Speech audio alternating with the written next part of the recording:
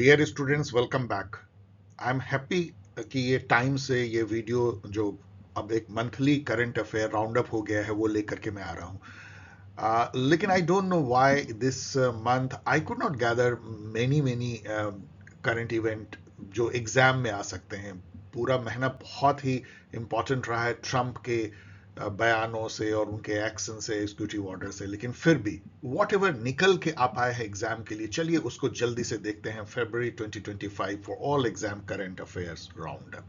यदि आप इस चैनल में पहली बार आए हैं तो आपको बहुत बहुत बधाई, क्योंकि आप पहुंच चुके हैं उस चैनल पे जो political science and social science in general को नो नॉनसेंस वे में रिसर्च बेस्ड इंफॉर्मेशन एग्जामिनेशन के लिए शेयर करने की एक छोटी कोशिश है। यदि आप इसको रेगुलर देख रहे हैं तो आपको आपका बहुत बहुत वेलकम, वेलकम बैक। इससे पहले कि हम लोग क्वेश्चन आंसर के दौर के थ्रू फरवरी महीने को देखने की कोशिश करें, दो इंफॉर्मेशन की दो बैचेज जो हैं पॉल साइंस हेल्प के प्लेटफॉर्म पे चल रहे हैं। One is crash course for CUET PG 2025। आपको पता है कि अब सीयूईटी पीजी इसी महीने के लास्ट में या थर्ड वीक में होने वाली है, पीजी वाली। तो वो उसके लिए जो अब क्रैश कोर्स जैसी हो गई है, इसकी डिटेल यहाँ पे दी गई, मैं पढ़ूंगा नहीं। आप रजिस्टर कर सकते हैं यदि आप इसमें इंटरेस्टेड हो एट नॉमिनल कॉस्ट, तो paulsciencehelp@gmail.com पे इसमें आपको और डिटेल दी जाएगी। इसके अलावा यदि आप नेट जेआरएफ या मतलब जून 2025 साइकिल यूजीसी नेट की तैयारी कर रहे हैं, या आप असिस्टेंट प्रोफेसर सेट या एसएसबी पीजीटी इन सब एग्जाम की तैयारी कर रहे हैं जॉब ओरिएंटेड, तो आपके लिए सुनहरा मौका है कि जो ऑनगोइंग बैच है यूजीसी नेट का online test series and counselling join कर सकते हैं। उसकी डिटेल यहाँ दी गई। अगर अगेन मैं इसको रीड नहीं करूंगा, और आप इसको एक स्पेसिफिक मेल आईडी के लिए बनाया ही गया है, या आप स्पेलिंग थोड़ा ठीक से देखिएगा, पॉल साइंस हेल्प नेट जून 25। लंबा नेम है लेकिन बहुत आसान है, क्योंकि नेट जून 25 एक स्पेसिफिक है, उसके पहले पॉल साइंस हेल्प है। @gmail.com पे आप अपने डिटेल भेजिए, आपको बताया जाएगा। और यदि आप कोई बुक देख रहे हैं, आपको यदि ये आशा है कि कोई किसी ने ऐसा निकाल दिया हो बुक जिसको कि एक बार पढ़ ले तो उस एग्जामिनेशन के लिए एटलीस्ट तैयारी हो जाए उस सिलेबस में रिलेटेड, तो आप फॉर्चुनेट हैं पॉल साइंस में, पॉलिटिकल साइंस में, कि यहाँ पे यदि आप सीयूईटी पीजी दे रहे हैं तो इसके लिए सीयूईटी पीजी एग्जाम गाइड आप देख सकते हैं। One of the best and popular exam guide, जिसमें कि फैक्ट सीट के थ्रू जो है सभी सिलेबस, पूरे सिलेबस को कवर किए गए हैं with lots of MCQs and exam strategies and all। Same thing जो है यूजीसी नेट एग्जाम के लिए की गई है यूजीसी नेट एग्जाम गाइड में। और दो ऑब्जेक्टिव बुक, ऑब्जेक्टिव क्वेश्चन के कलेक्शन हैं, एक तो सभी एग्जाम के लिए, एक स्पेसिफिक यूजीसी नेट के लिए। और ये सारे बुक जो हैं वो अमेजन पे अवेलेबल हैं किंडल वर्जन में एट नॉमिनल कॉस्ट। आप बोलेंगे सर क्यों किंडल वर्जन, क्योंकि नॉमिनल कॉस्ट, प्रिंट करवा करके सेल करना it is almost impossible in India, जो इकोसिस्टम है और उसकी जो कॉस्ट होती है और जो क्वालिटी है। एंड अभी जो डिजिटल जमाना है, मैं सभी अपने स्टूडेंट को एग्जॉर्ट करता हूं कि instead of longing for a printed version of book, go for the online version. ये हर तरीके से अच्छा है, आपको पेपर को बचाता है, आपके कॉस्ट, आपके पॉकेट को बचाता है, और उसमें जो फीचर्स हैं वो ऑफलाइन में है ही नहीं। और ये जो पूरा नेटवर्क है पब्लिशर्स, डिस्ट्रीब्यूटर, उस चैनल को भी तोड़ता है। It is direct between author and the reader. Go for it and support this endeavor. Okay, अब आइए इंटरनेशनल न्यूज पे हम नजर दौड़ाते हैं। जैसा मैंने कहा कि मैं थोड़ा सा हैरान हुआ कि इस मंथ में इतनी कम इंफॉर्मेशन कैसे मैं जुटा पाया, क्योंकि मैं एवरी डे 2 न्यूज़पेपर को ब्राउज करता हूं, केवल इसलिए कि आपके लिए मैं न्यूज़ ला पाऊं एग्जामिनेशन के लिए। न्यूज़ बहुत होते हैं, लेकिन यहाँ एक्सीडेंट हुआ, वहां पे लोग डूब गए, यहाँ पे चोरी हो गई, this is not a news. या इवन किसी ने कुछ कह दिया इंटरनेशनल इवेंट में, ऐसा लगातार हो रहा है ट्रंप के बाद, ट्रंप ने कहा, किसी ने कहा, तो वो भी न्यूज हमारे एग्जामिनेशन के लिए नहीं बनता है। क्या बनता है एग्जामिनेशन के लिए, let us see. Which political party won the German parliamentary election held recently? ये एक बहुत बड़ा न्यूज फरवरी में था। जर्मनी, आपको पता है कि यूएस के बाद यदि दुनिया में कोई अभी यूरोप में कोई पावर हाउस है जिसको हम अब पावर कह सकते हैं, एक मिडिल पावर या रीजनल पावर, तो वो जर्मनी है। इकोनॉमिकली भी थर्ड लार्जेस्ट इकोनॉमी और मिलिट्रीली भी, हर तरीके से। और जर्मनी में क्या होता है उसका पूरे यूरोप और दुनिया पे भी असर पड़ता है। मेरा क्वेश्चन है कि अभी जो वहाँ पार्लियामेंट्री डेमोक्रेसी हो, पहले तो आप ये समझिए कि जर्मनी इंडिया की जैसा ही पार्लियामेंट्री डेमोक्रेसी है। वहाँ पे प्राइम मिनिस्टर को चांसलर कहते हैं, ये बात भी याद रखिए। नेपोलियन भी, सॉरी, हिटलर भी जो है चांसलर ही थे, वैसे मैं समझिए कि वो प्रेसिडेंट थे। No, he was prime minister only, chancellor. और चांसलर वही होते हैं जो वहाँ पे जो पार्टी होती है मेजोरिटी में पार्लियामेंट में, बुंडस्टैग कहते हैं, तो उनके नाम चेक कर लीजिएगा, बुंडस्टैग या इस टाइप यही नेम शायद है। तो वहाँ पे जो पार्टी मेजोरिटी में होती है उसके लीडर को, लेकिन वहाँ मेजोरिटी एक पार्टी के आनी ऑलमोस्ट इम्पॉसिबल है, क्योंकि वहाँ पे मिक्स्ड मेंबर रिप्रेजेंटेशन है, मतलब आधे सीट जो है प्रोपोर्शनल रिप्रेजेंटेशन से भरे जाते हैं, आधे ही सीट एफपीटीपी जो इंडिया में होती है उससे भरे जाते हैं। इसके चलते वहाँ पे कोलिशन गवर्नमेंट ही जनरली बनती है, क्योंकि जो पार्टी करीब 28-30% वोट लाती है वही टॉप होती है, तो उससे तो कोई मेजोरिटी बनती नहीं है, तो और पार्टी को उनको साथ लेना पड़ता है। अब चलिए आंसर देखते हैं इस बैकग्राउंड के बाद। इसका आंसर है क्रिश्चियन डेमोक्रेटिक यूनियन, CDU। लेकिन उनकी एक अलायंस थी, प्री पोल अलायंस, CSU के साथ, क्रिश्चियन सोशल यूनियन के साथ। तो ये दोनों पार्टी मिल करके जो है करीब 28% वोट लाती है और जीतती है। अब आप देखेंगे तो ये जो है, मैं थोड़ा सा यहाँ मैंने मेन स्ट्रीम पॉलिटिकल पार्टी का भी जिक्र किया है।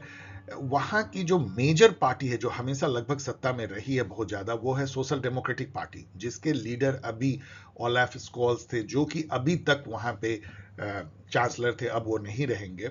ये सेंटर टू लेफ्ट पार्टी आप देख सकते हैं, इसमें एडवर्ड बर्नस्टीन का बहुत रोल है, जो इवोल्यूशनरी सोशलिज्म या रिविजनिस्ट सोशलिज्म या मार्क्सिज्म के प्रोपोनेंट थे। एडवर्ड बर्नस्टीन, इनका नाम याद रख लीजिए, उनकी द्वारा एक तरह से खड़ा किया गया सोशल डेमोक्रेटिक पार्टी है, और वो बहुत स्ट्रांग रही है historically, party of the government रही है।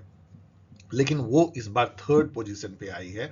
और जो ये पार्टी है क्रिश्चियन डेमोक्रेटिक यूनियन, ये आप नाम से भी देख सकते हैं, ये थोड़ी कंजर्वेटिव जैसी पार्टी है, सेंटर टू राइट है, फार राइट नहीं है, सेंटर टू राइट है। इसको लीड कर रहे हैं फ्रेडरिक मर्ज, तो जो कि नए चांसलर बनने की जिनकी पूरी आशा है, ये सेंटर राइट पार्टी। देन जो जो जो सेकंड इस बार जो आई है, उसने पूरे जर्मनी को चौंकाया है, थोड़े लोग डरे भी हैं। उसका नाम है अल्टरनेटिव फॉर जर्मनी, AFD। ये फार राइट पार्टी है, और वहां पे आपको पता है हिटलर के बाद लोग फार राइट से इतने डर गए थे, लेकिन इस बार वो करीब 20% वोट लेकर के सेकंड नंबर पे है, और इसको हेड करते हैं एलिस वेइडेल। इसके अलावा वहां पे एक ग्रीन्स पार्टी है, जो एनवायरमेंटलिस्ट ग्रीन, तो लेफ्ट पार्टी कह सकते हैं आप इसको, लेफ्ट एनवायरमेंटलिस्ट पार्टी, इसको लीड करते हैं रॉबर्ट हैबेक, ये भी एक मेन पार्टी है। एंड पांचवी पार्टी है फ्री डेमोक्रेटिक पार्टी, एक लिबरल पार्टी है, अब उसके वोट बहुत कम आते हैं, इसको हेड कर रहे हैं क्रिश्चियन लिंडनर। तो अब ये इन सब के बाद, ये सब आपको जानना चाहिए क्योंकि जर्मनी एक बहुत इंपॉर्टेंट कंट्री है। तो अभी क्या निकल के आ रहा है कि ये जो पार्लियामेंट्री इलेक्शन हुई है उसमें CDU CSU अलायंस जो है सबसे ऊपर है। अब ये कोलिशन बनाने की तरफ बातचीत चल रही है, कुछ वीक में वहां पे कोलिशन बन जाएगी। अब ये किसके साथ अलाइन होते हैं, चूंकि ये सेंटर राइट है। अब इनको प्रॉब्लम क्या है कि AFD के साथ अलायंस होने में बहुत दिक्कत है, क्योंकि वहां पे कोई भी इसको ऐसे एक्सेप्ट नहीं करता कि AFD सत्ता में आए, लोग इससे डरते हैं। तो अब उनके लिए बहुत बड़ा चैलेंज है कि वो किन के साथ मिलकर के जो है 50% के बाधा को पार करेंगे, CDU CSU। लेकिन आप इसको मान के चलिए कि फ्रेडरिक मर्ज ही नए चांसलर बनने वाले हैं, जैसा लग रहा है। नेक्स्ट क्वेश्चन देखिए, which country hosted recently held USA Russia talks on peace in Ukraine. ये तो अभी जब मैं आपसे बात कर रहा हूं तो जेलेंस्की और ट्रंप की जो झड़प हुई है, जिसको आप स्कूल बॉय झड़प कह सकते हैं, अनबिलीवेबल, उसके बाद मैं आपसे बात कर रहा हूं, तो ये तो क्वेश्चन बेमानी हो जाता है कि क्या पीस टॉक। लेकिन फिर भी एक particular country far away from Ukraine, Russia, वहां पे जो है USA के सेक्रेटरी ऑफ स्टेट जाते हैं और टीम के साथ, और रसिया के फॉरेन मिनिस्टर आते हैं और बातचीत होती है। मैं पूछ रहा हूं वो कंट्री कौन है? वो कंट्री है सऊदी अरेबिया। ये बहुत अजीब लगता है कि सऊदी अरेबिया में जो है पीस टॉक चल रही है यूक्रेन की, और ये भी उससे भी अजीब बात यह है कि उस पीस टॉक में ना तो यूक्रेन को बुलाया जाता है और ना ही यूरोप को। इसेंशियली ये यूरोप क्वेश्चन, यूरोपियन क्वेश्चन और यूक्रेन की पूरी अस्मिता जो है वो दांव पे लगी हुई है, लेकिन यही दोनों नहीं है, इसलिए उसका जो हश्र होना था वो हुआ। यदि आप इस तरह की बुली करेंगे, इस तरह के उटपटांग करेंगे, जहां पे कि जो पार्टी बेचारा 22% अपना लैंड गंवा चुका है, जिसके कि लाखों लोग जो हैं शायद मारे और या बेघर हुए हैं, वही नहीं इस पीस टॉक में, तो उस पीस टॉक को क्या कहें? तो उसका जो परिणति होनी थी वही हुई, जो ट्रंप और जेलेंस्की के बीच की झड़प के रूप में आती है। बट फिर भी हमारे लिए इंपॉर्टेंट है कि सऊदी अरेबिया बीच में है। आप ये न्यूज़ देख सकते हैं कि रियाद में US secretary of state Marco Rubio, ये नाम भी याद कर लीजिए, उनके फॉरेन मिनिस्टर को वहाँ सेक्रेटरी ऑफ स्टेट कहते हैं। Russian foreign minister Sergei Lavrov, इनका नाम भी याद कर लीजिए, काफ़ी एक्टिव आजकल हैं। इन दोनों ने अपनी टीम के साथ बातचीत किया दरिया पैलेस रियाद में। वहाँ पैलेस की कमी तो हो गई नहीं, फरवरी 18 को ये हुई, लेकिन ये सब तो अब पानी में ही चला गया। which is the smallest country both by population and by area in the West Asia or the Middle East। ये क्वेश्चन मैं क्यों पूछ रहा हूँ? ये पूछ तो रहा हूँ कतर के लिए, लेकिन ये इसका जवाब कतर नहीं है। कतर सबसे छोटा नहीं है, कतर बहुत छोटा कंट्री है, लेकिन अपने वेट से ज्यादा जो है वो पंच करता है, उसकी सॉफ्ट पावर बहुत ज्यादा है। अल जजीरा चैनल से लेकर के दोहा में हर तरह के पीस टॉक एग्रीमेंट होते हैं। तो ये क्यों ऐसा है कि कतर हर जगह निगोशिएट करता है, चाहे हमास और इजराइल के बीच में हो, चाहे तालिबान और यूएसए के बीच में हो, और हर जो अरब के एक तरह से निर्वासित जो नेता होते हैं वो कतर में पनाह लेते हैं। तो ये क्वेश्चन मैं इसलिए पूछ रहा हूं कि कतर के बगल में एक और टाइनी वेस्ट एशिया में एक कंट्री है जो बहुत ही ऑयल रिच है और सबसे छोटा है। वो कौन सा कंट्री है ये मैं पूछ रहा हूँ, नॉट कतर। कतर को मैं बताना चाहता था आपको, लेकिन उसके बहाने ये ज्योग्राफी भी थोड़ा वेस्ट एशिया का मैं आपसे डिस्कस करूंगा। और ये कंट्री है बहरीन। अब आप जरा सा इस मैप को देखिए, ये मैप थोड़ा छोटा दिख रहा होगा, इसमें बड़े बड़े कंट्री है, Iran, Saudi Arabia, Yemen, Oman, आप बड़े बड़े कंट्री देख सकते हैं, यूनाइटेड अरब अमीरात। लेकिन जरा ये रेड को देखिए, ये कतर है, ये छोटा सा जो टिप ऐसे निकला हुआ कतर, और उसके बगल में एक आइलैंड है, एक डॉट जैसा आइलैंड है। ये डॉट जैसी जो आइलैंड है ये बहरीन है, डॉट। ये सबसे छोटी कंट्री है पूरे वेस्ट एशिया में। तो आपको जानना चाहिए कतर, उसके बाद बड़ा कंट्री, उससे वो भी बहुत छोटा है, और बहरीन सबसे छोटा। बहरीन का पॉपुलेशन केवल जो है 17 लाख है ओनली, और एक आइलैंड नेशन है। इसका एरिया केवल 767 स्क्वायर किलोमीटर है। आप सोचिए कितना छोटा सा इसका एरिया है। मतलब आप समझ सकते हैं कि करीब 30 किलोमीटर एक तरफ और 25 किलोमीटर एक तरफ, यदि आप ऐसे जाए, मतलब यदि आप दिल्ली में रहते हैं तो दिल्ली से यदि आप नोएडा के बाउंड्री तक जाते हैं तो आपको ये कंट्री खत्म हो जाएगा। और इस तरह से ही ईस्ट वेस्ट आप समझ सकते हैं, 25-30 किलोमीटर, इतना छोटा कंट्री जो है बहरीन है। लेकिन बहरीन भी एक इंपॉर्टेंट है क्योंकि यहाँ भी ऑयल रिसोर्सेज है। तो कतर की सॉफ्ट पावर और बहरीन सबसे छोटा, इसको याद रखें। अल जजीरा टीवी नेटवर्क किस कंट्री में बेस्ड है? अब मैं कतर के सॉफ्ट पावर पे थोड़ा आपको बताना चाहता था। ऑलरेडी मैंने बता दिया कि एक इतनी छोटी कंट्री कतर, वहाँ उसकी भी पॉपुलेशन बहुत कम है, एरिया बहुत कम है, लेकिन वो देखिए क्या वेट जो है रखता है सॉफ्ट पावर के चलते। अल जजीरा चैनल जो है कतर में बेस्ड है, दोहा में बेस्ड है। और अल जजीरा जो है एक ऐसा चैनल बन गया है, ऑफ कोर्स थोड़ा सा वो वेस्ट एशिया की तरफ, क्योंकि वहाँ वो बेस्ड है तो वो झुका रहता है, लेकिन उसने अपनी प्रोफेशनल इंटीग्रिटी में बीबीसी को टक्कर दी है। यदि आप अल जजीरा सुनेंगे तो उसमें आप कई बार तो कंफ्यूज कर जाएंगे कि अल जजीरा चैनल देखने से कि क्या ये बीबीसी तो नहीं है, क्योंकि उनका टोन टेनर वैसा ही है, और एकदम वो इंडिपेंडेंट, फियर्सली इंडिपेंडेंट अपने को होने का दावा करते हैं। वैसे मैं उनको जब सुनता हूं तो मुझे ऐसा नहीं लगता कि फियर्सली इंडिपेंडेंट है, वो थोड़ा बहुत जो है वो प्रो वेस्ट एशिया, और वो होना भी चाहिए जब आप कहीं पे बेस्ड है, लेकिन फिर भी वो काफी इंडिपेंडेंट है अपने तरीके से। अल जजीरा चैनल इसलिए बहुत बहुत पॉपुलर है। और उसमें कतर ने किया क्या है कि जो बेस्ट जर्नलिस्ट हो सकते हैं वेस्ट के, मतलब वेस्टर्न डेवलप्ड वर्ल्ड के, उनको उन्होंने उस चैनल में लिया है। इसके अलावा जो इनकी जो सॉफ्ट पावर है, मैं फिर से एक बार बोल रहा हूं कि दोहा जो है, वहां कितने दोहा राउंड ऑफ WTO होता है, हर तरह के पीस निगोशिएशन, दोहा में ही तालिबान USA के बीच में पीस निगोशिएशन होती है, दोहा में ही पीस टॉक होती है बिटवीन हमास एंड इजराइल। तो दोहा जो है वो पीस एग्रीमेंट का एक सेंटर बन गया है, वैसे ही जैसे यूरोप में आप जिनेवा एक समय में था। देन कतर जो है जितने fugitive head of extremist organisation हैं, चाहे हमास हो, उन सब को जो पनाह जो है वो कतर अपने यहाँ देता है, ये हिम्मत वो रखता है। इसके अलावा वो कतार मीडिएट करता है सेवरल पीस टॉक में, सीज फायर इजराइल हमास के बीच से लेके हर जगह, और अल जजीरा नेटवर्क होने के चलते भी उसकी सॉफ्ट पावर है। कतर आपको यहाँ पे दिखेगा, बहरीन के बगल में एक छोटा सा ऐसे उगा हुआ कंट्री। हु इज फेडरिक मर्ज, इस पे तो अभी हम लोगों ने इतनी चर्चा कर ली। फेडरिक मर्ज को आप बहुत बार इस जेंटलमैन को देखेंगे। ये बहुत ही सिंपल जैसे व्यक्ति दिखते हैं, स्टूडियस एकेडमिशियन जैसे दिखते हैं, आपको बहुत फ्लैम्बॉयंट नहीं दिखेंगे, लेकिन ये अब बहुत ही इंपॉर्टेंट व्यक्ति बनने वाले हैं दुनिया के लिए, क्योंकि ये चांसलर बनने वाले हैं जर्मनी के मोस्ट प्रोबेबली। और ये व्यक्ति जो ये भी बहुत ही एक स्टूडियस और बहुत ही सिंपल व्यक्ति दिखते हैं, ओलाफ स्कॉल्ज। इन्होंने बहुत शांति से चलाया भी, आपने ओलाफ स्कॉल्ज को कभी उटपटांग बयान देते हुए नहीं देखा होगा, ट्रंप की तरह एंड अदर्स। तो इन्होंने जर्मनी को बहुत डिग्निटी के साथ 4 साल लगभग चलाया एंजेला मर्केल के बाद। तो बहुत ही अच्छा इन्होंने चलाया। ये सोशल डेमोक्रेटिक पार्टी के थे, और ओलाफ सोल्ज अब जो है आउटगोइंग चांसलर बन जाएंगे।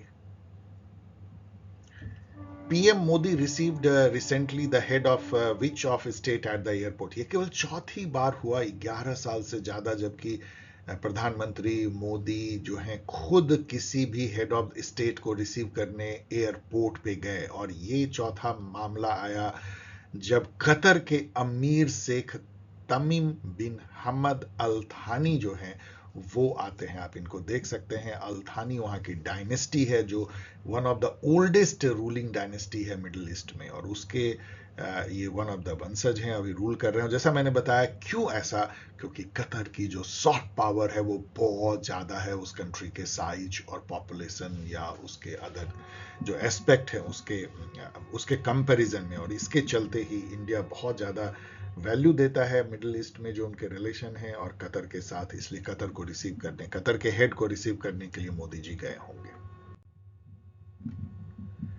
Where is the global AI summit held recently in which Prime Minister Modi also participated? हम लोग सबको पता है कि मोदी जी वहां गए थे और वहां पे ग्लोबल एआई समिट हुआ। आपको पता है कि एआई या जनरेटिव एआई ने पूरी दुनिया में तहलका मचाया हुआ है, कि पूरी दुनिया उस तरीके से ही शायद बदल जाएगी जो एक समय में कंप्यूटर ने बदला था। कई जॉब जो है खतरे में है, जो बहुत रूटीन टाइप के जॉब होते थे, और बहुत चीजें जो हैं, बिकॉज ये जिस तरीके से इंफॉर्मेशन को प्रोसेस करके परोसती है, या जिस तरीके से ये सॉफ्टवेयर से म्यूजिक बना देती है, कहानी लिख देती है, एस्से लिख देती है, आर्टिकल लिख देती है, पिक्चर बना देती है, मूवी बना देती है, ये बहुत ही विलक्षण जैसी चीज है। मतलब आपको ऐसा फील होगा कि एक रोबोट आपके कब्जे में है जो आपके लिए इंटेलेक्चुअल काम कर सकता है। एक रोबोट तो जो नहीं हो पाया हम लोगों के घर में, हम लोग शुरू से सोचते रहे कि एक दिन ऐसा आएगा कि आपको एक रोबोट आप लाओगे जो बर्तन साफ कर देगा, झाड़ू पोछा कर देगा, खाना पका देगा। वैसा तो ह्यूमनॉइड रोबोट तो हमारे पास नहीं आ पाया दुनिया में, लेकिन एक इंटेलेक्चुअल रोबोट जो आपके इस तरह के इंटेलेक्चुअल काम को कर दे, आपके ईमेल को रीड कर दे और ईमेल को रीड करके जैसा आप चाहते हैं वैसा जवाब भी भेज दे, इस टाइप के काम करने के लिए असिस्टेंट जनरेटिव एआई हो गया है। इसलिए इस पर जो है एआई समिट जो की गई है और लगातार की जा रही है। एआई समिट कहाँ हुई मैं पूछ रहा हूँ। ये समिट जो है पेरिस फ्रांस में हुई, जिसमें मोदी जी ने भाग लिया। अब यहाँ नेक्स्ट क्वेश्चन जो मैं पूछ रहा हूँ उसका ये इंफॉर्मेशन है, इसको भी मत पढ़िएगा। M23 रिबेल जो है वो किस कंट्री में ऑपरेट कर रहे हैं? पूरे फरवरी महीने में M23 की गूंज रही, इन्होंने मार काट मचा दिया है। अगेन वो कंटिनेंट जो इस तरह के मुसीबतों से लगातार गुजरता रहता है अनफॉर्चुनेटली, और वो कंट्री है डेमोक्रेटिक रिपब्लिक ऑफ कैंगो। आपको पता है कॉन्गो, इसको शॉर्ट में DRC कह सकते हैं, डेमोक्रेटिक रिपब्लिक ऑफ कांगो, जिसने कि 5 साल सिविल वॉर झेला था 60 से 65 में, लेकिन उसके बाद भी वहां शांति नहीं है। अब आजकल वहां पे M23 रिबेल ने तहलका मचाया हुआ है, जो रवांडा से समर्थक है। ये असल में बेसिकली M23 तुत्सी नाम के जो वहाँ रवांडा के इथनिक ट्राइबल ग्रुप हैं, बहुत स्ट्रांग हैं। एक समय में रवांडा में जो जिनोसाइड हुआ था उसमें हुती और तुत्सी ये दोनों जो थे वो ट्राइबल टकरा गए थे। वही तुत्सी जो ट्राइबल ग्रुप है उसका वो एक संगठन है M23, उसने पड़ोस के कॉन्गो में तहलका मचा रखा है। तो ये आप पढ़ लीजिएगा। अब यहाँ पे चूंकि ये है तो अफ्रीका का हमेशा मैं आपको मैप देता हूँ कि आप थोड़ा बहुत इसको बहुत एग्जाम में आता है। देखिए ये हम लोग सब बातें कर रहे हैं, आई होप ईस्टर्न की तरफ हमें लग रहा है, ईस्ट की तरफ हम लोग थोड़े किस साइड में हैं ये देखिए इस यहाँ पे हम लोग हैं करीब थोड़ा सा सेंटर ईस्ट में है। यहाँ का आप ये मैग्नीफाइड मैप है, यहाँ युगांडा है जहाँ कभी इदी अमीन का दुर्दांत शासन था। उसके नीचे रवांडा है जहाँ पे 1994 में जेनोसाइड हुआ था हुती तुसी के बीच में। और यहाँ बगल में कॉन्गो है इसके वेस्ट में। और इस रवांडा से सटे हुए में देखिए जो लाल लाल है यहाँ पे M23 ऑपरेट कर रहा है। और यहाँ पे जो एक शहर है नॉर्थ किव्यू उसको एक तरीके से उसने कब्जा जमा लिया है इस रीजन को M23। यहाँ पे तंजानिया है ईस्ट साइड में, रवांडा के ईस्ट में तंजानिया है, उसके नीचे में बुरुंडू है। तो आप ये सब कंट्री को एक साइड एक तरफ देख सकते हैं, Congo, Uganda, Rwanda, Tanzania, Burundi ये सब मिले हुए हैं। What is the name of the asteroid that said to cross Earth's path and 1.8% chance of Earth impact? ऐसे टाइम टू टाइम आते रहते हैं एस्ट्रॉइड जो ऐसा माना जाता है कि कुछ सालों बाद अर्थ से साइड टकरा सकते हैं और कुछ थोड़ी बहुत नुकसान भी हो सकती है किसी एरियाज में खास करके। तो इसका नाम जो है ये 2024 YR4 एक साइंटिफिक नेम दिया गया है, याद कर लीजिए किसी एग्जाम में। एस्ट्रॉइड का देखिए ये जो है एक समझिए कि एक तरह का रॉक है जो सेलेस्टियल ऑब्जेक्ट है, जो अपने अलग तरह के पाथ आप देख सकते हैं इलिप्टिकल पाथ में घूमता है। इसका काफ़ी वर्षों तक घूमते रहेगा और इसका अर्थ के आसपास यहाँ आने की संभावना एक पर्टिकुलर साल में काफ़ी समय बाद में है 2032 में। और वो इसके टकराने की जो चांसेज है वो बहुत कम है, 1.8% है, लाइक दैट। तो आप पढ़ सकते हैं इसके बारे में 2024 YER4। Under the leadership of President Trump, USA withdrew from which of the international agreement, regime or institution? मतलब ट्रम्प जो कर रहे हैं वो एक बहुत ही अजीब सी बात है कि यूएसए जो 1991 दिसंबर के बाद दुनिया का हेजुमन बन के उभरता है, दुनिया की ग्लोबल विलेज का चौधरी बन के, ठाकुर बन के उभरता है। दुनिया ने उसको उस तरीके से माना जिसने पूरे दुनिया को एक दुनिया दिया एक स्ट्रक्चरल पावर के रूप में, इंटरनेट से लेकर के और open sea lane, security guarantee, non reciprocal trade concession, dollar as a reserve currency, हर जगह पीस को इन्फोर्स करना, इस टाइप का उसने इमेज बनाया। वो अब खुद ही जो है वो इंटरनेशनलिज्म से भाग रहा है, वो आइसोलेशन में जा रहा है। तो ये एक बहुत ही अजीब सी बात है। और मैं इस क्वेश्चन में ये पूछ रहा हूं कि कौन कौन से इंटरनेशनल एग्रीमेंट से ट्रम्प का यूएसए निकल के भाग रहा है? तो वो जो है पेरिस क्लाइमेट एकॉर्ड से भाग रहा है, जो कि बहुत ही चिंता की विषय है क्योंकि क्लाइमेट की जो सबसे साइंटिफिक संस्था है आईपीसीसी, जो एक तरह से that is the only organisation जो साइंटिफिक वे में रिसर्च करती है। उसमें एक समय में अमेरिका के वाइस प्रेसिडेंट अल गोर को जो है वो पीस प्राइज मिला हुआ है और वो कंट्री पेरिस क्लाइमेट अकॉर्ड से भाग रही है। यूएन ह्यूमन राइट काउंसिल से अमेरिका निकल रही है, वो अमेरिका जिसमें एक समय में जिमी कार्टर जो है वो ह्यूमन राइट्स को अपना क्रक्स मानते थे फॉरेन पॉलिसी के लिए। United nation relief work agency for Palestine refugee in the near east, चलिए इससे निकलना तो ठीक है, इजराइल लॉबी के चलते कर सकते हैं। UNRWA जो एकमात्र ऐसी यूएन की संस्था थी जो रियली बचाती थी फिलिस्तीनियों को, वहां पे जो इजराइल की जो कहर उन पे बरपता था उससे भी ये निकल गए हैं। सबसे खतरनाक है कि ये वर्ल्ड हेल्थ ऑर्गेनाइजेशन से निकल गए हैं, WHO से, कैन यू बिलीव? और ये कह रहे हैं कि अब हम यूनेस्को से भी निकल सकते हैं, उसको भी कर रहे हैं। ऐसी अजीब अजीब अभी ट्रम्प का अमेरिका हरकत कर रहा है कि सम टाइम हमें लगता है कि हम कोई पिक्चर देख रहे हैं, रील देख रहे हैं, और ये रियल नहीं है। जैसे अभी जो है जब यूक्रेन के इशू पे एक रिजोल्यूशन आया यूनाइटेड नेशन में, सिक्योरिटी काउंसिल में, तो वहां पे यूएसए ने रसिया के फेवर में वोट किया, एक नहीं 2 बार। कैन यू बिलीव कि USA voted in favour of Russia? और इससे भी अजीब बात कि उसी रिजोल्यूशन में यूरोप जो है वो अगेंस्ट वोट कर रहा है। ये भी पहली बार हुआ होगा कि यूरोप और अमेरिका ने अपनी राहें बदल ली यूनाइटेड नेशन के रिजोल्यूशन में ही।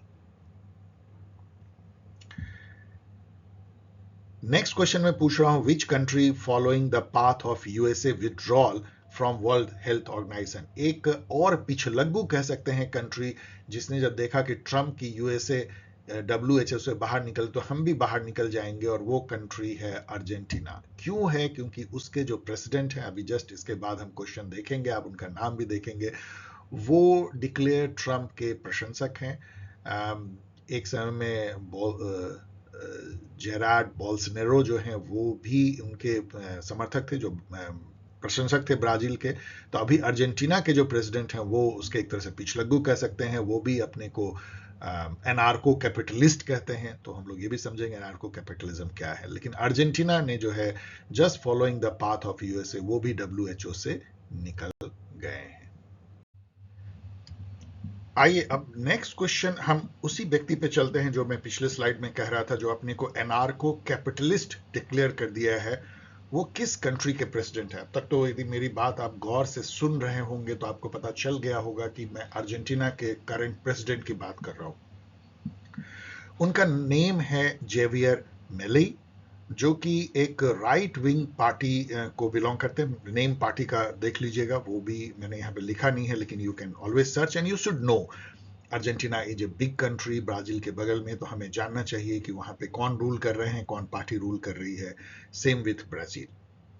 तो जेवियर मिलेई हैं जो अपने को एनार्को कैपिटलिस्ट कहते हैं। एनार्को कैपिटलिज्म जो है एक लिबर्टेरियन जो पॉलिटिकल थ्योरी है, जिसमें इंडिविजुअल लिबर्टी और स्टेट का बिल्कुल मिनिमल रोल रखा जाता है। उसी का नेक्स्ट वर्जन है जिसमें कि एक स्टेटलेस सोसाइटी की परिकल्पना की जाती है कि स्टेट होना ही नहीं चाहिए। एनार्किज्म तो कहता है स्टेट की कोई जरूरत ही नहीं है, एक अननेसेसरी इविल है, और उसके बगैर ही जो है केवल प्राइवेट जो लोग आपस में वॉलंटरी कॉन्ट्रैक्ट करते हैं, और मार्केट, इसी से समाज को अच्छे से चलाया जा सकता है, जहां प्राइवेट प्रॉपर्टी राइट और फ्री मार्केट को जो है बहुत इंपॉर्टेंस दी जाती है। नार्को कैपिटलिस्ट अपने को मानते हैं, और इनके नेतृत्व में अर्जेंटीना बिल्कुल ट्रम्प के रास्ते पे है, और उन्होंने भी WHO से अपने को अलग कर लिया।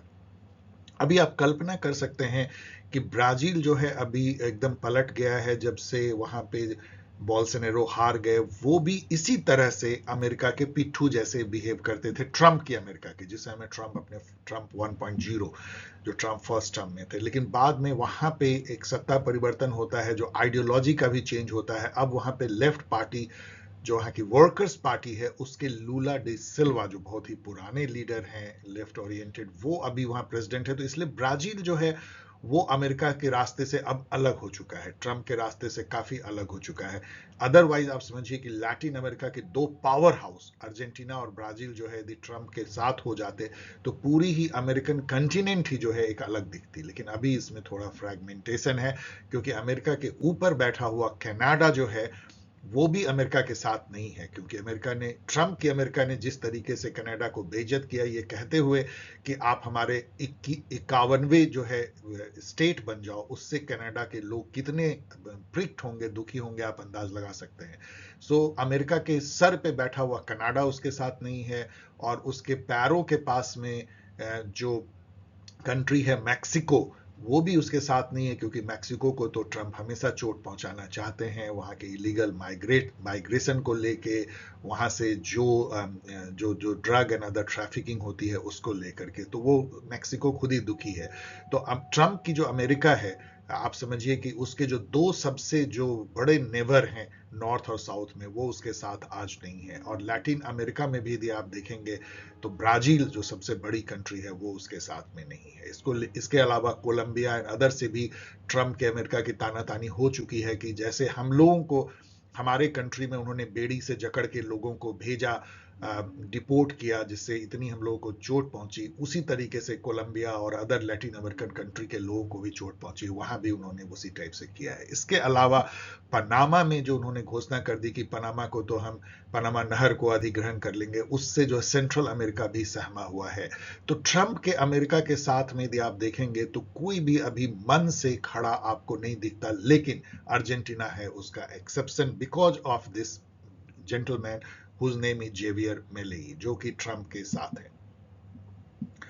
ओके, नाउ मैं पूछ रहा हूं 1923 में USA adopted a foreign policy doctrine declaring that it would not interfere in the internal affairs or conflicts of European nation, essentially declaring a policy of neutrality in European matters.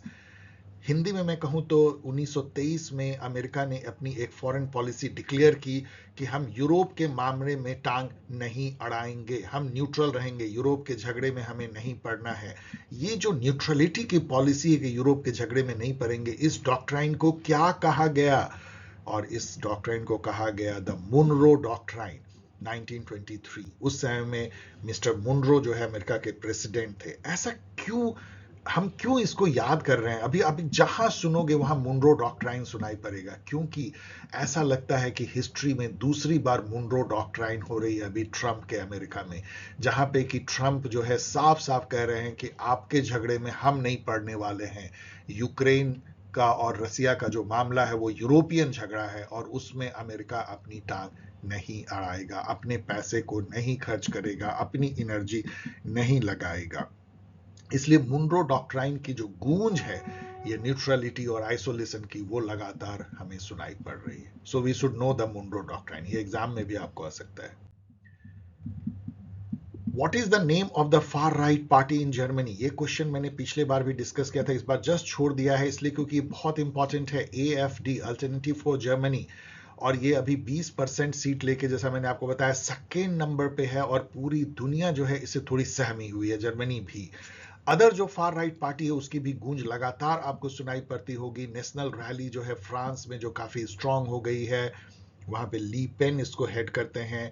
इसके अलावा Austria में the freedom party of Austria, FPO, भी काफी strong हो गई है। और Italy में तो brothers of Italy, Giorgia Meloni की वो शासन ही कर रही है।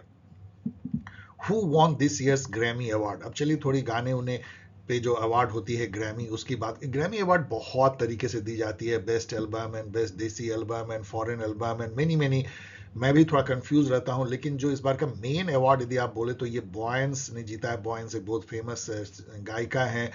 Best country album for Cowboy Carter, तो इनको देख भी लीजिए। बॉयंस जो हैं, ऑफकोर्स बॉयंस जो हैं ब्लैक हैं, तो इनको और भी इसलिए तवज्जो मिलती है कि ये जो वेस्ट डोमिनेटेड आप कह लीजिए, जो फेयर कलर के लोगों के का जो ये पूरा इकोसिस्टम है, उसमें बॉयंस का सफलता जो है बहुत ही मायने रखता है। She also became the most nominated artist in Germany history with 99 nominations. इसके अलावा जो है केंड्रिक लैमार जो है, उन्होंने जीता है इस ईयर का song of the year, best rap performance, best rap song, and ये सब इन्होंने जीता है नॉट लाइक अस के लिए। ये हमारे लिए भी गौरव की बात है क्योंकि एक इंडियन अमेरिकन सिंगर ने भी ग्रैमी अवार्ड जीता है। मैं पूछ रहा हूं which Indian American singer won a Grammy Award in 2025 for her album त्रिवेणी। त्रिवेणी नाम के एल्बम के लिए, जो कि एक कैटेगरी होती है best new age. Best new age category में जो एल्बम जिन्होंने अवार्ड जीता है वो त्रिवेणी है। हम लोग के लिए गर्व की बात होनी चाहिए। और उसको गाने वाली हैं चंद्रिका टंडन, चंद्रिका टंडन। आप इनको देख सकते हैं, इनके एल्बम को आप यूट्यूब पे सुन भी सकते हैं। Who is Philemon Young? Philemon Young को हम लोग क्यों एक तो इस क्वेश्चन में रखें, क्योंकि इन्होंने अभी इंडिया की विजिट की और ये बहुत इंपॉर्टेंट व्यक्ति अभी हैं। ये अभी जो यूनाइटेड नेशन जनरल असेंबली है, जिसका कि 79वां सेशन चल रहा है ये साल, उसके ये प्रेसिडेंट है। अब आप सोचेंगे कि ये क्या होते हैं प्रेसिडेंट? बेसिकली यूनाइटेड नेशन के जनरल सेक्रेटरी तो पूरे यूनाइटेड नेशन के हेड होते हैं जो एंटोनियो गुटेरेस हैं, लेकिन हर यूनाइटेड नेशन जनरल असेंबली जो सेशन होती है एक साल के लिए, उस साल के लिए एक प्रेसिडेंट बनाया जाता है जो कोऑर्डिनेट करते हैं यूनाइटेड नेशन जनरल असेंबली के पूरी सभाओं को। वो अभी बनाए गए हैं कैमरून के।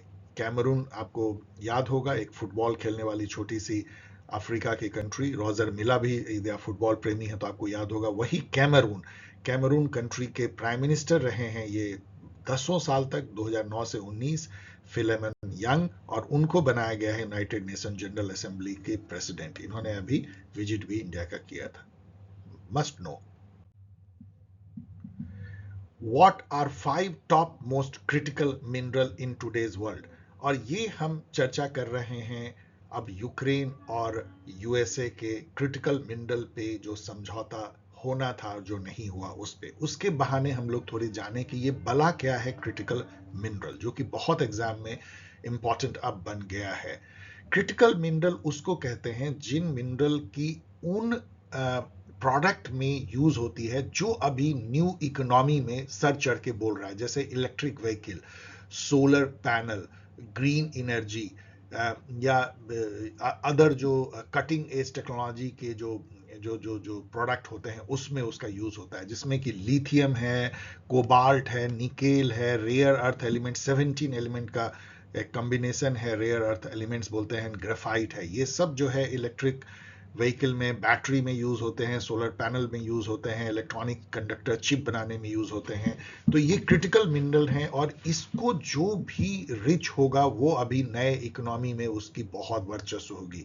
अमेरिका जो है इसमें रिच बनना चाहता है क्योंकि अमेरिका में पूरे दुनिया का 1.5% से अधिक जो है ये क्रिटिकल मिनरल नहीं है। ये उसके लिए चिंता का विषय है और उससे भी चिंता का विषय कि चाइना इसमें अमेरिका से कई कई गुना आगे लीड ले चुका है। इसके चलते अमेरिका को डर लगता है और अभी उसको लगा कि यूक्रेन में 5% जो है वो क्रिटिकल मिनरल दुनिया का है। चलिए अगला सवाल देखते हैं। Which are top 3 country rich in critical mineral.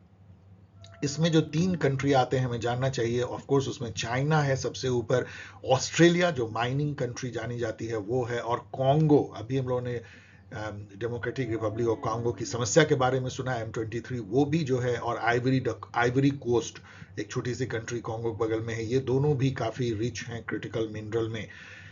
China इतना रिच है, अमेरिका के लिए सोचिए कितनी चिंता का विषय होगा।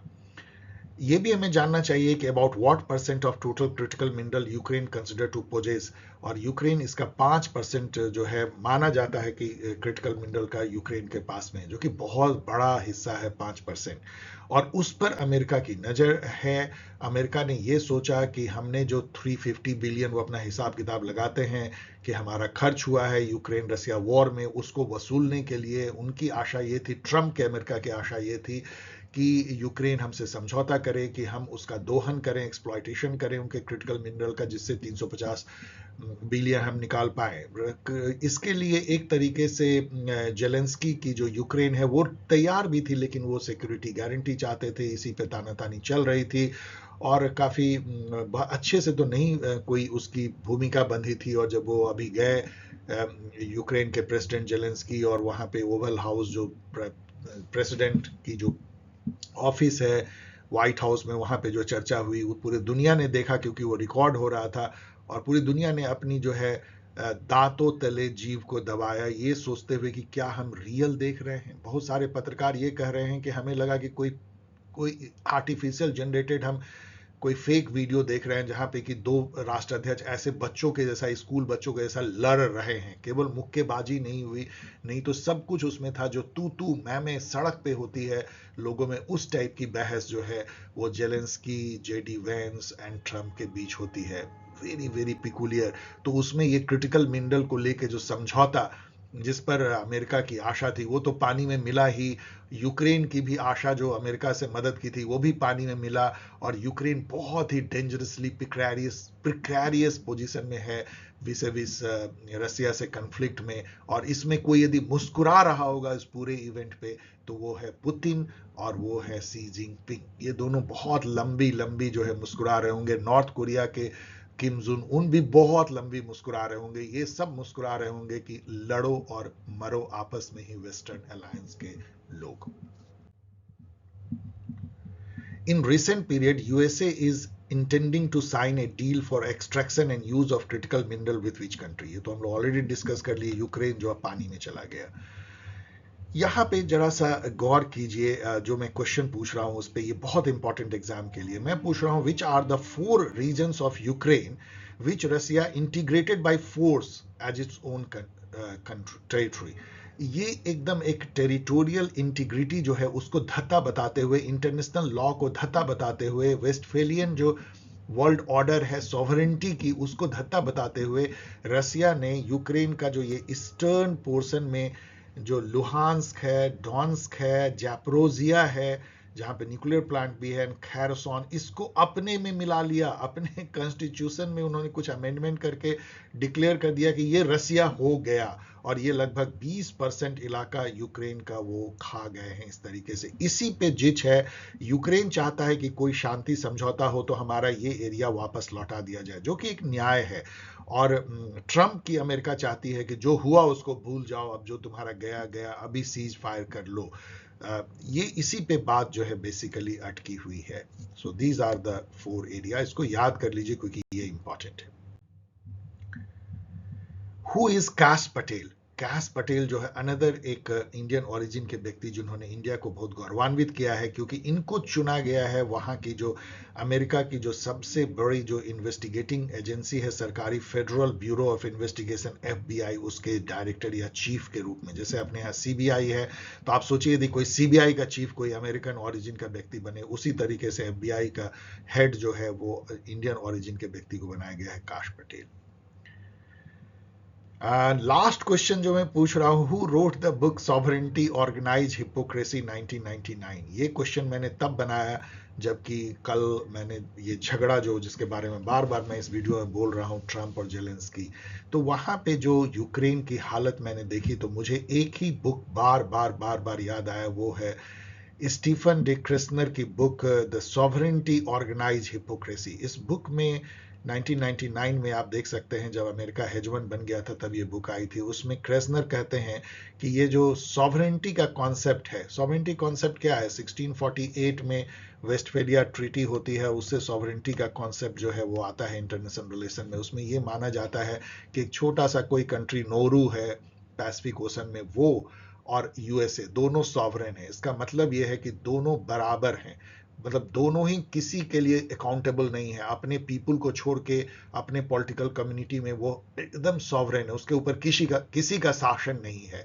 और ये इसके अलावा ये भी इसमें निहित है कि अमेरिका का प्रेसिडेंट हो चाहे नोरू का प्रेसिडेंट, दोनों इक्वल है, दोनों कंट्री बराबर हैं। यदि नोरू का प्रेसिडेंट अमेरिका जाता है तो उसको वही सम्मान मिलना चाहिए जो UK का प्राइम मिनिस्टर यदि अमेरिका जाता है, लाइक दैट इक्वलिटी। इसमें तीसरी ये थी कि हर कंट्री दूसरे कंट्री के टेरिटोरियल इंटीग्रिटी का सम्मान करेगा, मतलब उसकी जो टेरिटरी है उसका कोई हनन नहीं होगा कि कोई उसको हड़प ले बाय बल, सभी मिल करके जो है कलेक्टिव सिक्योरिटी से जो है उसकी रक्षा करेंगे। इसके लिए यूनाइटेड नेशन बनाया गया, all for one and one for all के बेसिस पे कलेक्टिव सिक्योरिटी। ये सब को जो है इन सब बातों को स्टीफन क्रेसनर कहते हैं ये बातें हैं, बातों का क्या मतलब, ये हिपोक्रेसी है, ऑर्गेनाइज हिपोक्रेसी। बस आप लिखते हो लिटरेचर में कि सॉवरेंटी है, टेरिटोरियल इंटीग्रिटी है, सभी बराबर है, क्या है वो हमें वीडियो में दिखा कि एक बहुत बड़ी कंट्री, यूक्रेन कोई बहरीन या कतर जैसी कंट्री नहीं है, ये यूरोप का रसिया के बाद सबसे लार्जेस्ट एरिया में कंट्री है, इतनी मिनरल रिच है। एक समय में यूक्रेन जो है grain basket of the world कहलाता था, व्हीट, बार्ली, ब्लैक सी के रूट से जो है इसमें ऑयल गैस भी है, इतनी इंपॉर्टेंट कंट्री। ओलंपिक में यूक्रेन के पहलवान एंड अदर्स जो है बहुत अच्छा खेलते रहे, इसके टेनिस प्लेयर खेलते रहे, और उस यूक्रेन एक ग्रेट कंट्री को, उसको उसके हेड को एक स्कूल के बच्चे जैसा जो है हेडमास्टर और वाइस प्रिंसिपल बन करके जो है JD वेंस और ट्रंप हड़का रहे होते हैं, और वहां पे बात कर रहे होते हैं कि तुम्हारी कंट्री जो है वो लूट जाएगी, तुम्हारे पास कार्ड्स नहीं है, तुम बर्बाद हो जाओगे, 3 दिन में तुम हार जाओगे, हम तुम्हारे पीछे नहीं है, समझौता कर लो, पीस कर लो। इस तरह की बातें हो रही हैं तो क्या ये सॉवरेनिटी ऑर्गेनाइज हिपोक्रेसी नहीं है? सोचिए इस पे। इसके अलावा डियर स्टूडेंट, मैं ये 2 स्टेटमेंट भी आपके लिए छोड़े जाता हूं सोचने के लिए। जो प्लेटो ने आज से समझिए इतने 100 साल पहले, 2000 साल से भी ज्यादा पहले कहा था, state is individual writ large. इसका मतलब होता है कि स्टेट एक मैग्निफाइड इंडिविजुअल है, बस एक व्यक्ति ही स्टेट है, व्यक्ति जैसा ही स्टेट है। तो आपको दिखेगा कि अमेरिका क्या था, यूक्रेन क्या था उस मीटिंग में। अमेरिका जेडी वेंस और ट्रंप थे, ट्रंप अमेरिका था और यूक्रेन जेलेंस्की था। आपको यही दिखेगा। और आप इसलिए दिखेगा कि जब बाइडेन का अमेरिका था, ओबामा का अमेरिका था, तो अमेरिका क्या था? वो बोलता था कि हम यूक्रेन के पीठ के पीछे खड़े हैं, रसिया आंख ना दिखाए, हम कुछ भी करेंगे। और आज वही ट्रंप का अमेरिका है, तो वो कह रहा है हमें कोई मतलब तुमसे नहीं है, पीस करो नहीं तो हम तुम्हारा और 350 बिलियन जो दिए हैं वो वसूल लेंगे तुमसे। तो एक व्यक्ति ही तो स्टेट है। अमेरिका क्या बदल गया? अमेरिका के लोग तो नहीं बदले, उसकी नदियां, उसकी धरती, उसके पहाड़, उसके जंगल, वो नहीं बदले, उसके पशु पक्षी कुछ नहीं बदले। केवल बदला तो एक प्रेसिडेंट और अमेरिका बदल गया। तो ये जो प्लेटो कहते हैं कि the state is individual writ large, ये कितना सही है आप ये देखिएगा। दूसरा जो थ्यूसिडाइडस मुझे याद आते हैं, जिन्होंने पेलोपोनेसियन वॉर नाम की बुक लिखी, वो भी 2000 साल से पहले, और उसमें उन्होंने कहा the strong do what they can and the weak suffer what they must. आपको ये लाइन याद आएगी बार बार यदि आप ये जानते हो। आप देख सकते होगे कि कैसे धमकाते हैं, कैसे बुली करते हैं एक स्टेट। यदि वो स्ट्रांग हो गया हिस्टोरिकली, अमेरिका, उसके पास बम है, गोले हैं, बारूद हैं, डॉलर हैं, तो वो कैसे कमजोर जो है यूक्रेन को धमकाता है और कमजोर यूक्रेन कैसे सहता है उसको। मैं ये थॉट के साथ आपको छोड़े जाता हूं। और इससे ये भी समझ में आता है डियर स्टूडेंट, यदि हम पढ़ते हैं इन क्लासिकल टेक्स्ट को, तो केवल पढ़े नहीं, केवल बाँचे नहीं, उस पर मनन भी करें कि आज भी 2500 साल भी बाद ये लाइंस कितनी सार्थक और कितनी सार्थक होती हुई दिखती है और कितना कितना सच होता हुआ दिखता है। अब आइए इंडियन न्यूज को बहुत जल्दी से देखते हैं। इसमें बहुत ज्यादा न्यूज है नहीं, इस बार मैं कलेक्ट कर पाया हूं। Who is the new chief election commissioner, लेकिन 2 अपॉइंटमेंट बहुत इंपॉर्टेंट हुए हैं। एक हमारे नए चीफ इलेक्शन कमिश्नर बन गए हैं और एक नए सेबी चीफ बन गए हैं। इन दोनों को चलिए देखते हैं, दोनों जेंटलमैन को। इनका नाम है ज्ञानेश कुमार। ये already one of the election commissioner थे। आपको पता है कि अभी 2 इलेक्शन कमिश्नर और एक चीफ इलेक्शन कमिश्नर होते हैं, तो ऑलरेडी ज्ञानेश कुमार एक थे। लेकिन इनकी जो सिलेक्शन है वो खासी कंट्रोवर्शियल और न्यूज में आ गई। उसका कारण रहा कि इसमें जो सिलेक्शन पैनल था वो पहली बार बैठ रही थी जबकि इस पे एक्ट बना था। इसमें हुआ क्या था, चलिए नेक्स्ट क्वेश्चन के थ्रू देखते हैं। इसमें मैं पूछ रहा हूं कि as per the chief election commissioner and other election commissioner appointment condition of service and term of office act 2023 who are included in the selection panel of election commissioner including the chief election commissioner.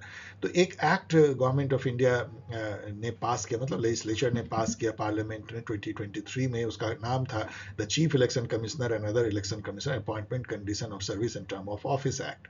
इसके तहत जो है 3 व्यक्ति जो है मिल करके चुनाव करेंगे इलेक्शन कमिश्नर्स का। उसमें प्राइम मिनिस्टर होंगे, यूनियन होम मिनिस्टर होंगे और लीडर ऑफ अपोजिशन होंगे। अब आप समझिए कि इसमें जो है लीडर ऑफ अपोजिशन की कोई मायने है क्या, क्योंकि प्राइम मिनिस्टर और होम मिनिस्टर तो एक तरफ हो जाएंगे जो चाहे, और इसमें मेजोरिटी से डिसीजन होना है। तो जो लीडर ऑफ अपोजिशन तो ऐसे ही है, उसके होने ना होने का कोई मतलब है ही नहीं इसमें। इसी बात को अपोजिशन पार्टी उठाते हैं, क्योंकि इसमें हुआ ये था कि इस एक्ट के आने के पहले ये मामला सुप्रीम कोर्ट में था और सुप्रीम कोर्ट ने कहा था कि एक 3 मेंबर की पैनल होगी, उसमें प्राइम मिनिस्टर होंगे, सुप्रीम कोर्ट के चीफ जस्टिस होंगे, CGI होंगे of SCI supreme court of India and leader of opposition. यदि ऐसा होता तो आप समझिए 2:1 नहीं होता, तब ये एकदम एक न्यूट्रल बॉडी होती और इसमें जो सिलेक्शन होता वो फेयर दिखता।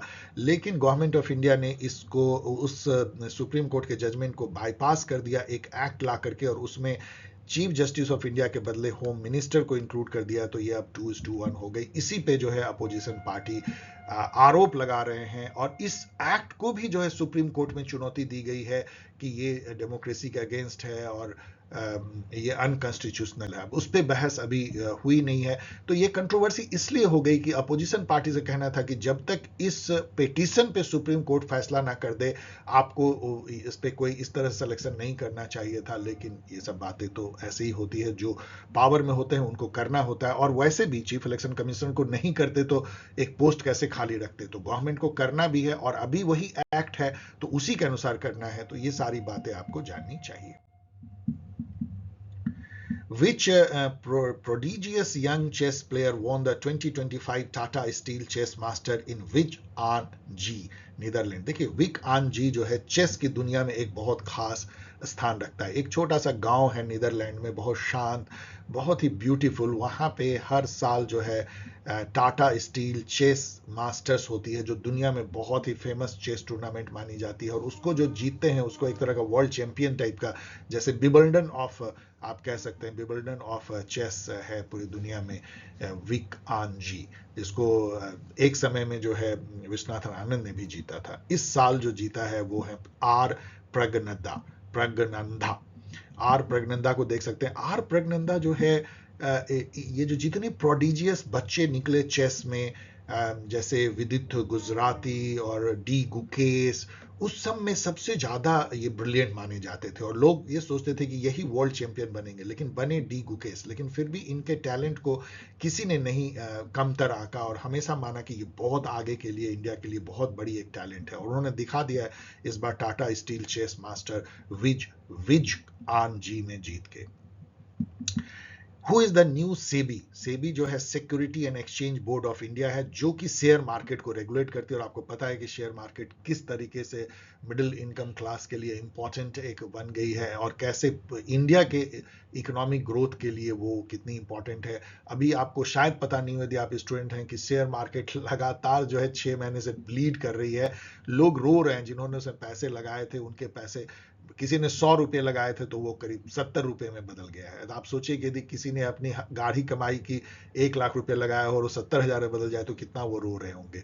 उसका कारण जो है वो ट्रंप की अमेरिका है, और जो उथल पुथल ट्रेड में जो हुई है, जो रेसिप्रोकल टैक्स लगाने की बात कर रहे हैं, और सारे जो फॉरेन इन्वेस्टर हैं वो भाग रहे हैं इंडिया से, और इंडिया में जो इन्वेस्टर हैं वो भी बियरिश हो चुके हैं। ये सब कारण है। खैर, वो अभी डिस्कशन का मुद्दा नहीं है। मुद्दा ये है कि security and exchange board of India के चीफ कौन है सेबी के, और इसका जवाब है कि इसके चीफ हैं तुहिन कांत पांडे, जो अपॉइंट अभी जस्ट किए गए हैं। जब मैं आपसे बातें कर रहा हूँ 24-48 घंटे के पहले, तुहिन कांत पांडे एक IAS ऑफिसर हैं, और अभी ऑलरेडी वो फाइनेंस सेक्रेटरी थे। Finance secretary one of the most important secretary होते हैं गवर्नमेंट ऑफ इंडिया के, फाइनेंस मिनिस्ट्री के हेड होते हैं। तो वो ऐसे ही बहुत बड़े पोस्ट को संभाल रहे थे, लेकिन शायद सेबी के का चीफ शायद उससे भी बड़ा माना जाता होगा, तो इनको सेबी का चीफ बनाया गया है। और ये रिप्लेस कर रहे हैं एक प्राइवेट सेक्टर से आई हुई सेबी चीफ, जो अभी आउटगोइंग हो गई हैं। इनका नाम है माधवी पुरी बुक, या बुच भी कहते हैं, माधवी पुरी बुच। और ये खासी कंट्रोवर्शियल हो गई इनका टेनियर, क्योंकि इन पे आरोप लगाया गया कि इन्होंने सेबी चीफ के पहले और रहते हुए भी कुछ ऐसे इन्होंने ट्रेडिंग या इन्वेस्टमेंट किए जिनको कि प्योर नहीं कहा जा सकता। तो ये सब बातें होती रही। अब उस पर कोई प्रूफ तो नहीं हुआ, लेकिन हाँ, कंट्रोवर्सी जरूर क्रिएट हो गई माधवी पुरी बुच के साथ में। तो अब बनाए गए हैं Tuhin Kanta Pandey. Okay dear student, thanks for watching. और मैं फिर से आपको अनाउंस कर दूं कि यदि आप क्रैश कोर्स ज्वाइन करना चाहते हैं CUET PG का, तो गोल्डन चांस है, आप ज्वाइन कर सकते हैं by sending your name, Telegram ID and mobile number at paulsciencehelp@gmail.com। और यदि आप नेट JRF जून 25 बैच, जो कि assistant professor and other exam, जो सेट एंड PSB PC, जो PGT और +2 इस तरह के एग्जाम के लिए भी इम्पॉर्टेंट है, तो आप रजिस्टर कर सकते हैं इस मेल ID पे paulsciencehelp@net जून 25। गौर से स्पेलिंग को देखिए, सिंपल है। यहाँ तक तो पॉल साइंस हेल्प है, फिर यहाँ तक पॉल साइंस हेल्प है, फिर यह नेट है, फिर जून 25 है @gmail.com पे। और इस तरीके से आप मुझसे जुड़ सकते हैं। मैं आपके बातों के जवाब देने की पूरी कोशिश करता हूँ, यदि 1-2 लाइन में दिया जाए। मिलेंगे फिर किसी वीडियो के साथ इसी तरीके से। तब तक के लिए टेक केयर, बी हैप्पी।